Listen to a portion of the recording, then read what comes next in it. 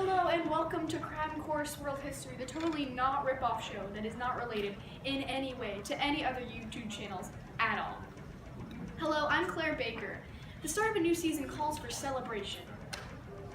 Anyway, today's topic is The Muslim Empire! Yeah, Muslim empires. Anyway, the Muslim empires were full of sand, conflict, and onion head guys like this. Anyhow, even if we're bashing onion hat guys, the Islamic world was doing pretty great while Europe was, dying. So the three Muslim empires were the Safavid in Persia, the Ottomans in North Africa and the Middle East, and the Mughals in India. As the name states, all three practiced the same Islamic faith, but not exactly the same.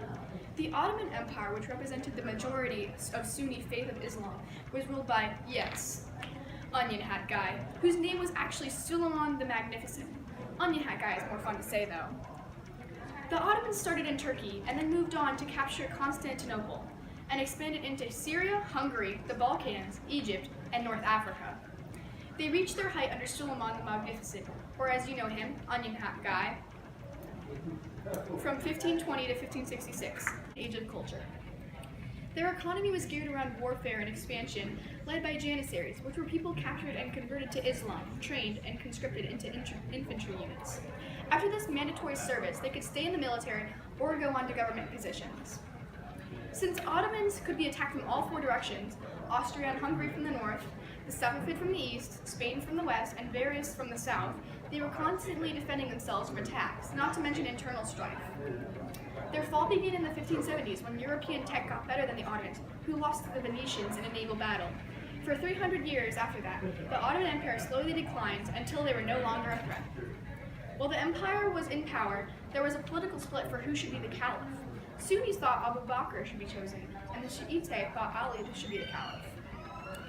The Safavid empire represented the Shiite minority of Islam, which would, make some problems between the Safavid and the Sunni Ottomans because of the whole, I agree with you for 90%, but I will kill you over the last 10%. Ugh, politics. Am I right? Similar to the Ottomans, they trained, educated, and converted captured youth to form most of their military. The Safavid had their own great ruler, Abbas the Great. He also extended the empire, granted religious tolerance, incorporated Western tech, extended trade to Asia and Europe. Although he killed his uncle and son for fear of being overthrown, that guy had some serious anger issues, but yay science. You may ask why he would deal with those Christianity European guys up there, but he hated the Ottomans. And the old saying, enemy of my enemy is my friend, applied here pretty well. His reign is known as the height of the Safavid Empire. After he died, as many greats do, his kids were much less great. His descendants lost land because they weren't able to control rebellions of Mughals and Ottoman empires, which resulted in less labor, land, revenue, and other generally bad things. Now for the Mughals. Miss Baker, don't you mean the Mongols? No, me from the past. We're talking about the Mughals from India. Kids these days with their random obsessions with learning. Oh wait, that was just me. Actually, the leader of the Lodi Sultanate, which had previously occupied India, was defeated by Babur, who was descended from Genghis Khan, thus creating the Mughal Empire. Geez, Stacey, why do you have to keep changing history? I'm not, it's just Anyway, going on. At the height of power, the Mughals were led by Akbar the Great. He oversaw military improvements, centralized government, I think we're seeing a trend here, and wanted to bind Islam and Hindu through Din-e-Ilahi. He also promoted Hindus in government, ended the ban on building Hindu temples, and ordered Muslims to respect cows. As you can tell, this guy covered all his bases. Further, he encouraged women's rights and tried to establish living quarters for beggars and vagabonds. But he had to go and die and leave the empire with yet another awful line of descendants. Yay!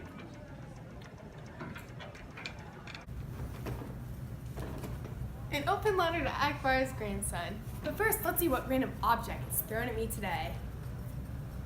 An onion! Wow! I'm seeing a common theme here with these Muslims. Anyways, an open letter to Akbar's grandson, Shah Jahan. You were an awful leader, but you must have had some pretty good architects, and your wife, she must have been something special. Also, your creation, it's shaped like an onion. There are multiple onion hats visible on the Taj on the outside of the Taj Mahal. By the 1600s, Britain began coming for trade, established a monopoly using the British East India Company, and took over the empire. This was easy due to the instability of the empire caused by peasant revolts and bad leadership. Basically, the Mughals' glory days were based on tolerance and acceptance, and their downfall was rooted in non-tolerance. And that brings us to an end of the very first Cram course. Join us next time for China and Japan. Remember to like, subscribe, and please give 100 on this project, please. You can put a comment below for whatever random adjective you want to be called next episode. Thank you.